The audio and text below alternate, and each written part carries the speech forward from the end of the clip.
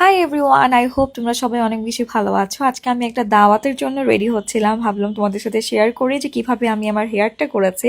Always দেখা যায় কি চুলটা সবসময় স্ট্রেট করে দেখে আমার চেহারা একদম ফ্ল্যাট লাগে। ভাবলাম কেননা আজকে হেয়ারটা কার্ল করি। এই অটোমেটিক হেয়ার কার্লারটা আমি কিনেছিলাম শপিং ফরএভার থেকে, এবং সাথে আমাকে এই হেয়ার সেটটা লাইক হেয়ার ব্রাশ, তারপরে এরকম হিট প্রোটেকশন স্প্রেগুলো ফ্রি দেওয়া হয়েছে, যেটা আমি খুবই অবাক হয়েছিলাম, কারণ আজকাল কেউ কিছু ফ্রি দিতে চায় না, by the way. Anyway, so এখন যেটা করছি, এখানে দেখলাম কার্লেটের সিস্টেম, লাইক তোমরা এখানে হিট আপ ডাউন করতে পারবা। অ্যান্ড এটা দুই দিকে রোটেট হয়, একটা লেফটে একটা রাইট, এরকম করে রোটেট হয়। সো ফার্স্টলি যেটা করলাম, হেয়ার সেকশন করে করে ইউজ করে অ্যাপ্লাই করলাম, এবং আমি খুবই এক্সাইটেড ছিলাম যেটার আউটকাম কেমন হয়।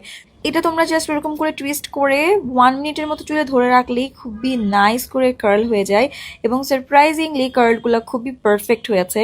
তোমরা যদি কার্লটা অনেকক্ষণ হোল্ড করতে চাও, তাহলে আমি যেটা মাস্ট বলবো, তোমরা একটু স্প্রে করে নিবা, মানে setting spray.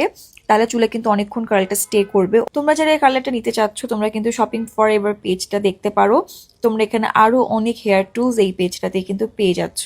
And this is my half hair done. Just look at the hair, কি সুন্দর করে কার্লগুলো হয়েছে। তোমাদের কেমন লাগছে আমাকে কিন্তু কমেন্ট করে অবশ্যই জানাবা।